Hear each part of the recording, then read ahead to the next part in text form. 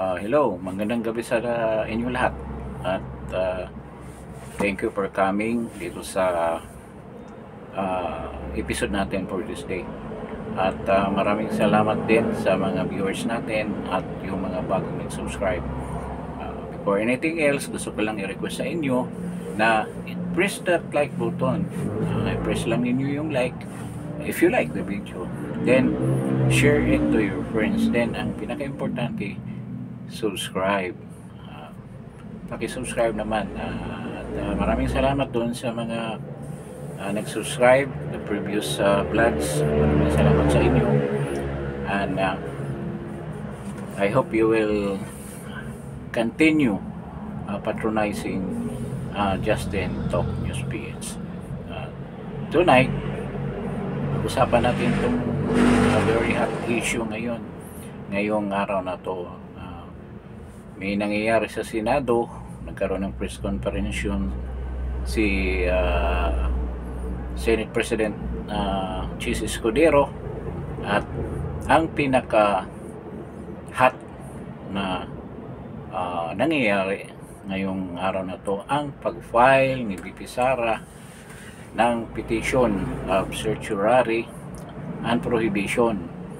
This is to prevent, to stop the impeachment case filed against her dahil sa maraming depekto yung impeachment case na sinampa nila. So ito na ngayong matagal ko nang sinabi noon na gagamitin ni Sara ang pagiging abogada niya. We should remember na si VP Sara nakapagtrabaho din yan sa nakahandle din mga cases, at hindi yan basta-basta na ano lang, ibig sabihin relax lang, na hindi niya isipin ang mga legal remedies na pwedeng gagawin niya at isasampa sa proper court, and this is the Supreme Court with regards to the impeachment na sinampa laban sa kanya.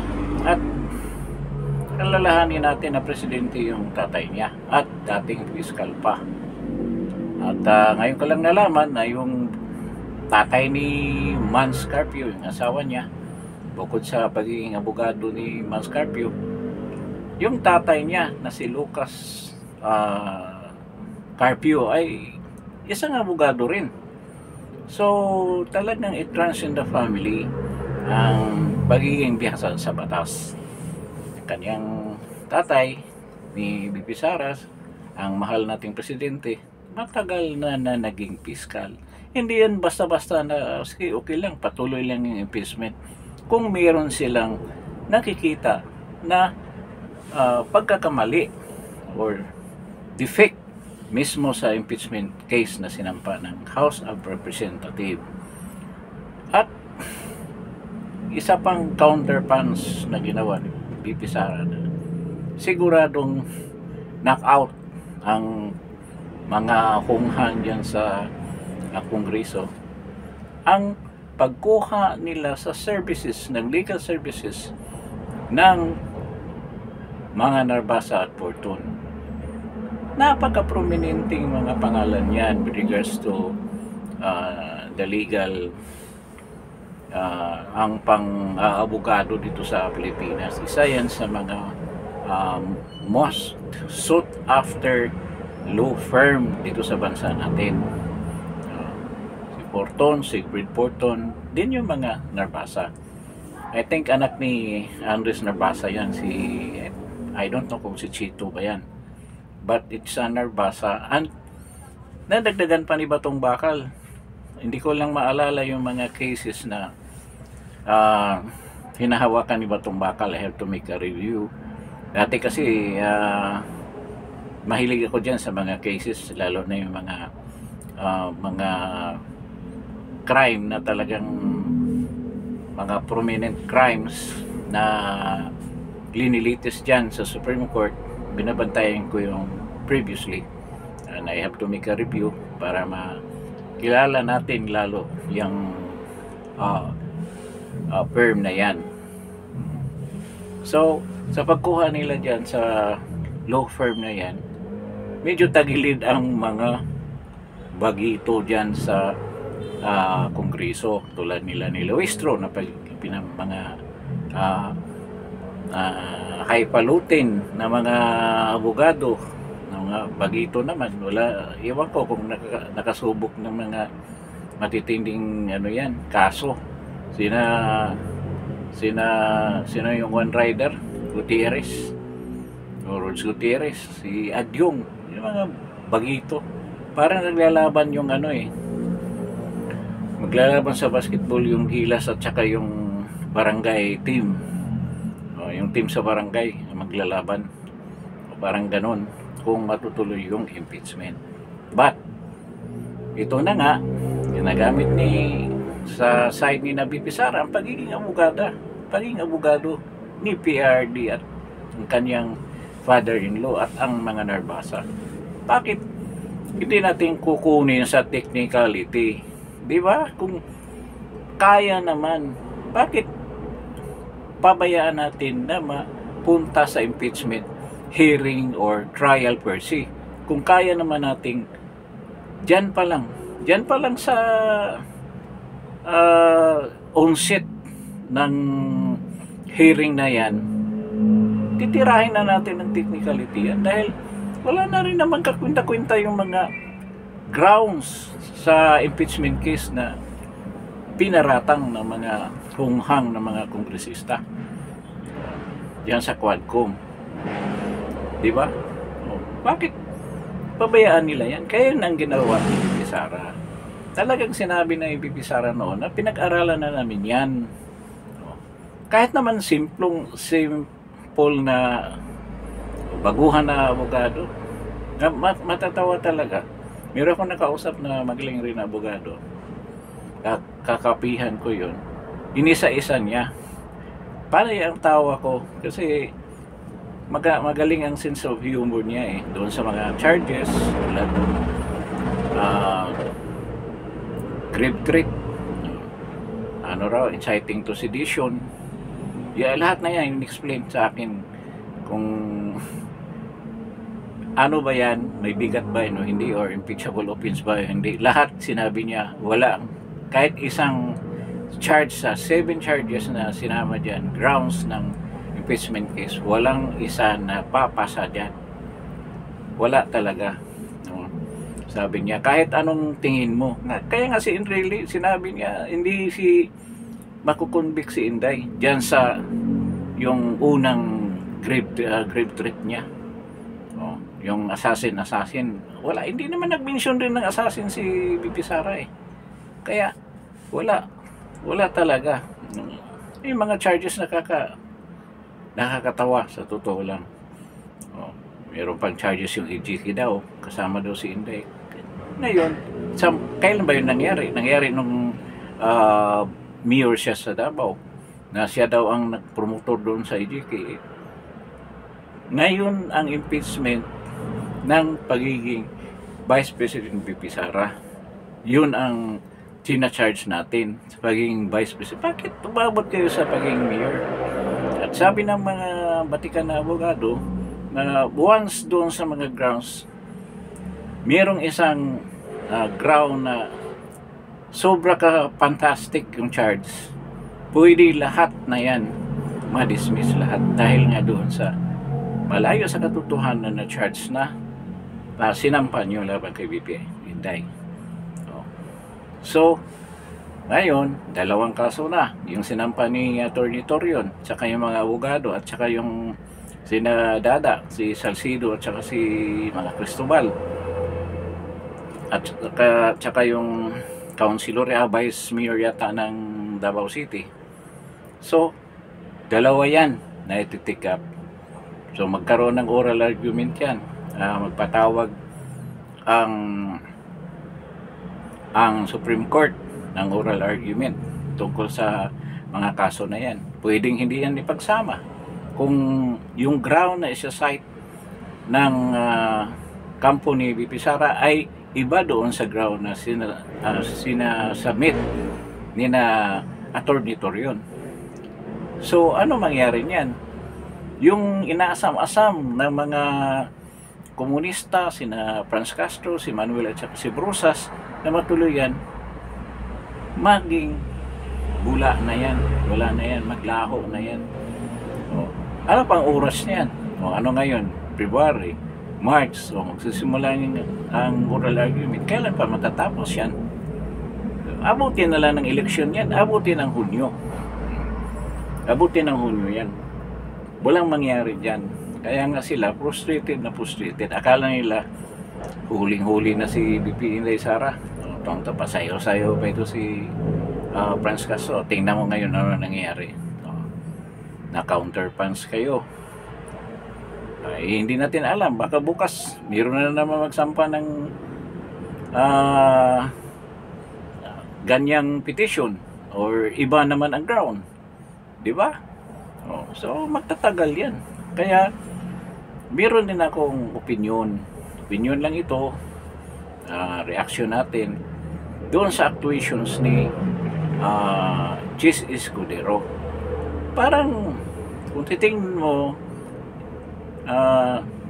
since the beginning nung nagsimula itong impeachment case na makarating sa Senado, iba ang parang mabait si Chis Escudero, na alam naman natin ang principal niya ay si Lisa Aranita. Hindi yan natin ma-deny. Kahit anong magic mo, Chis, hindi yan mawala sa pag-iisip namin. Meron kang tinatago. Meron kang tinatago o meron kang iniiwasan. Kaya ganyan ang actuation mo. Sa opinion ko, ganito yon. Kasi halos walang nag-mention nito. Baka bilib na bilib sila kay Chis. Mabuti naman si Jesus Guerrero, ganyan ang decision na hindi siya papayag na magkaroon ng special session, na mag-start ang preliminary trial nga by June 2 pa. Doon pa nila padalhan ng information si BP Sara regarding sa mga charges na sinampalaban sa kanya. So, mga ganyan, parang positive pakinggan yung lahat na sinasabi ni Chis Escudero. At sinabi pa niya na pwede yan i-continue sa 20th Congress.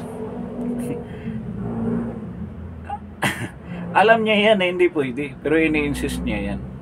Alam niya yan. Kasi ang opinion ko ganito. Nung ginawa pa lang yung mga grounds na yan, maraming abogado nag-uusap. Ano ba to? May possibility ba nalulusot ito? Magiging mabigat na ground ba ito for an impeachment ni BP Sara? Isa-isa nila yan dinidiscuss. Alam ni Chis yan, abogado si Chis na hindi talaga yan lulusot sa impeachment trial. Talagang sasabit yan. At saka kung matuloy man yung impeachment trial, yun nga, sasabit yun. Hindi yan maraming bubuto against dyan in favor of BP Sara. So yun ang nasa isip niya.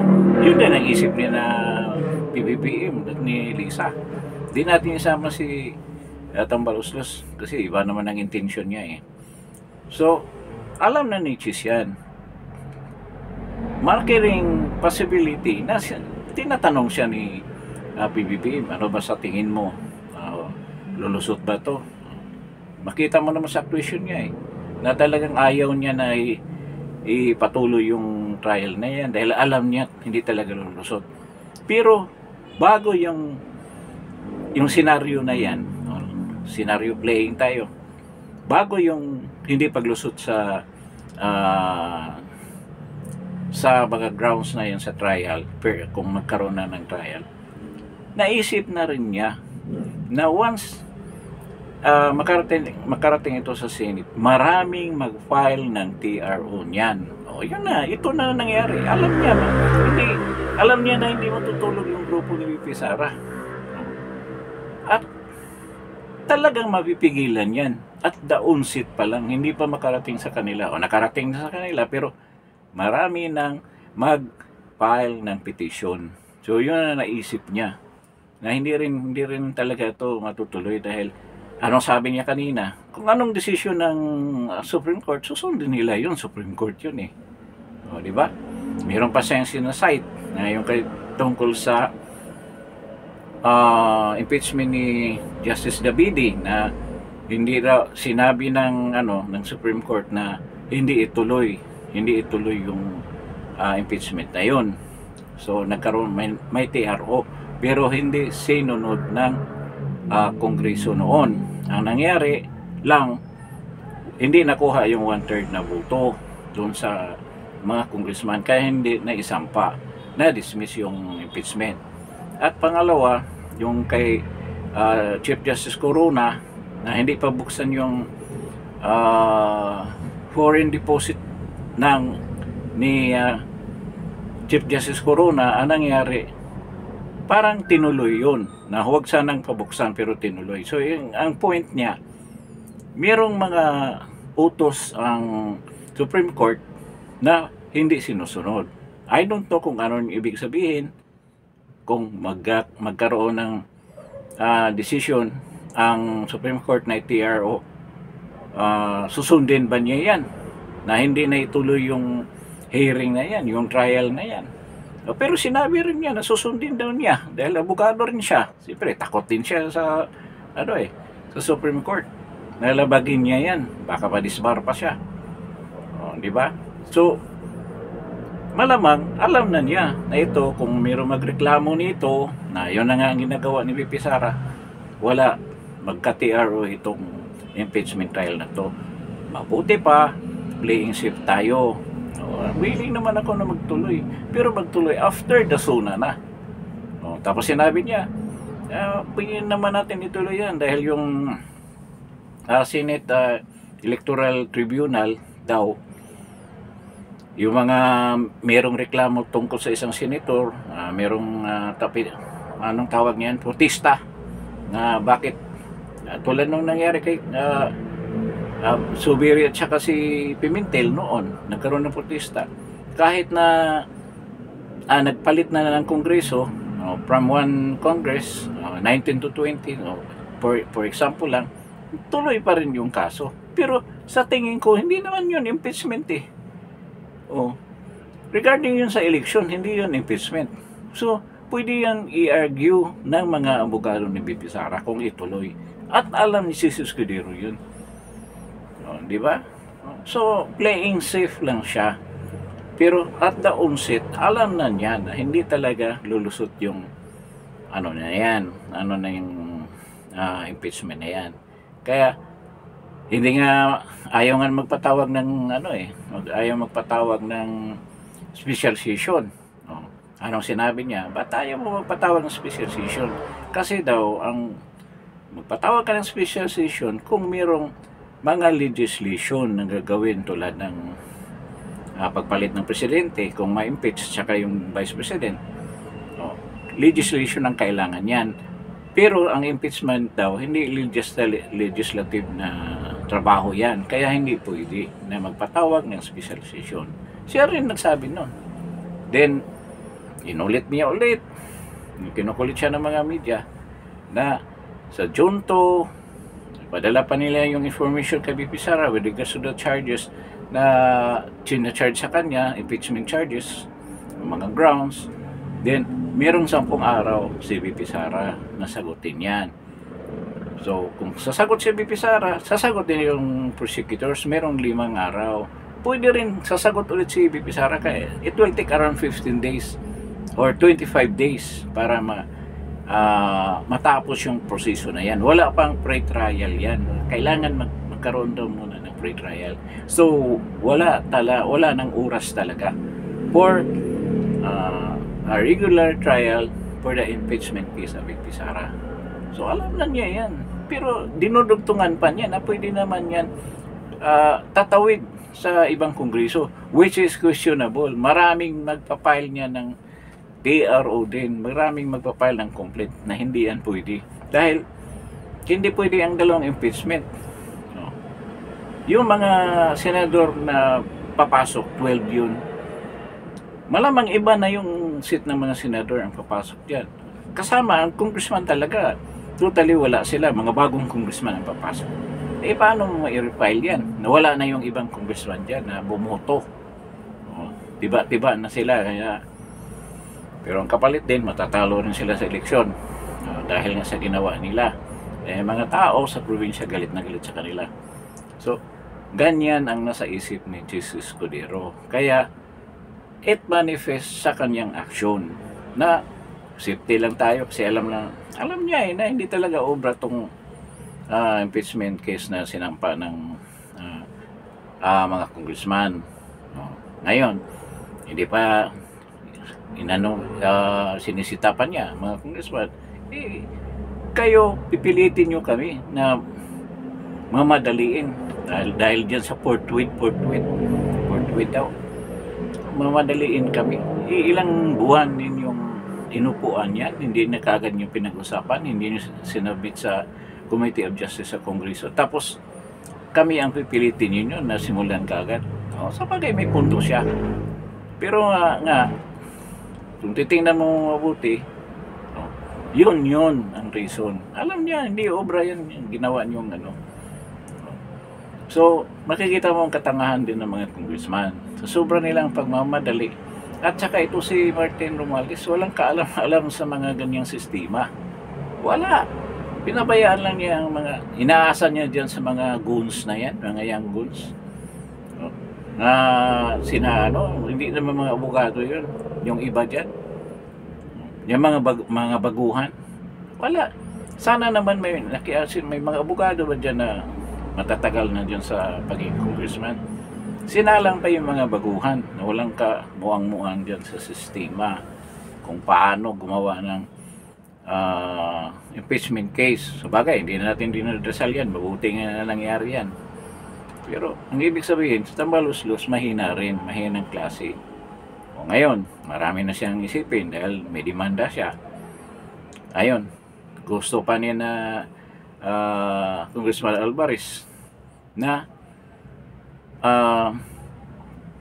masuspended silang apat, tsaka yung ibang kasama nila doon sa technical working group.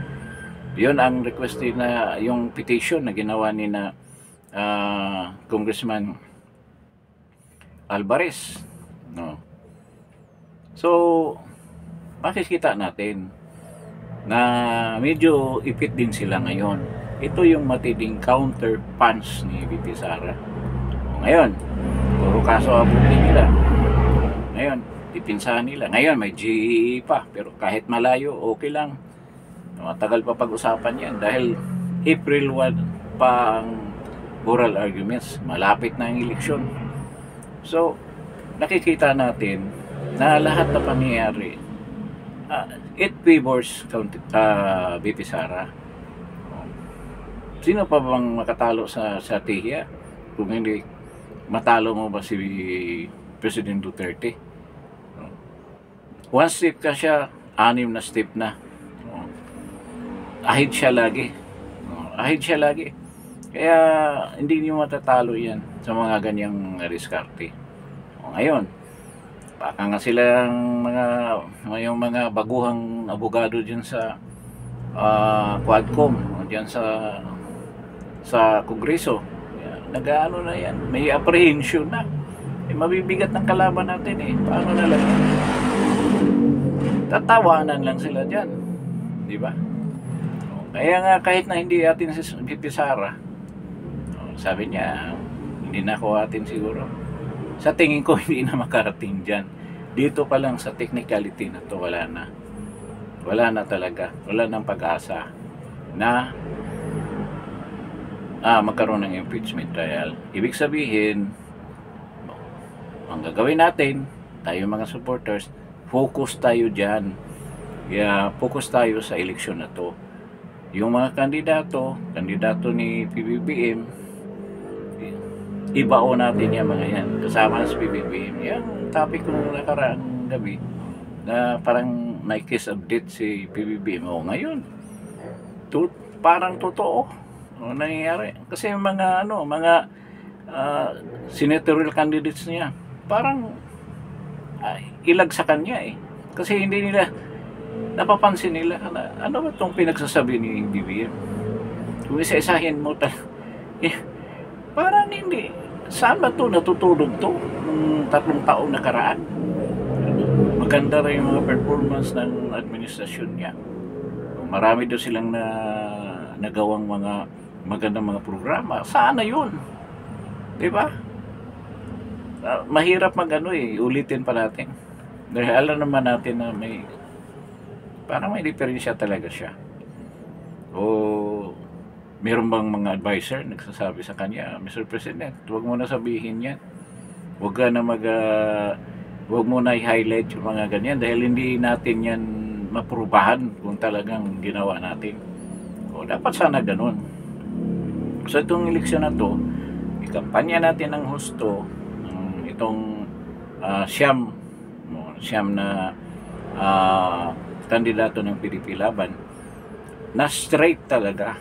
Once manalo ito, papasok itong siyam na to, o kahit na 7 o 6, 3 na yung mananalo yung assured na si BP Sara. Bukod sa walang mangyaring impeachment trial, meron ng mga supporter na senators si BP Sara for the 2028 election. So maganda ang mangyayari. So kailangan dito tayo mag-focus. Pero nakita naman natin yung rally sa Caravan sa Cebu. Alam mo naman ang Cebu, isa yan sa pinakamaraming botante. Lugar kung makuha mo yan, malaking plus yan. Siguro si Mike Rama, dahil pinag-initan niya siya ni BBM, nasuspindi siya, nagkaroon pa ng kaso. Talagang ngit-ngit ang galit niyan sa mga kandidato ni BBM at gagawa ng paraan yan na hindi lulusot yan sa Cebu, na makuha niya. Banggaan sila niya ni Gwen Garcia. So yan ang focus natin. Iboto natin, ikampanya natin, sirain natin yung mga kandidato sa kabila para wala na bubuto sa kanila at siguradong mananalo na yung mga kandidato ni PRRD. So yan ang gagawin natin to assure na ma-secure ang itong senatorial slate na to. Talagang tulungan natin sila na makampanya natin ng tama at sa marami nating mga kakilala, mga kaibigan, mga kamag-anak. Yun ang lagi natin sabihin. So siguro antayin natin bukas, baka may bago na naman petition na lalabas dyan by other groups. So mamumuro na sila ng petition, kaya wala na, malabo na talaga. Tsaka ulitin ko, yun ang alam na ni Jesus Escudero yan, kaya siya playing safe na lang. Playing safe siya para hindi magalit sa kanya yung mga supporters ng PBB. Diba? Ganyan ang ginawa niya.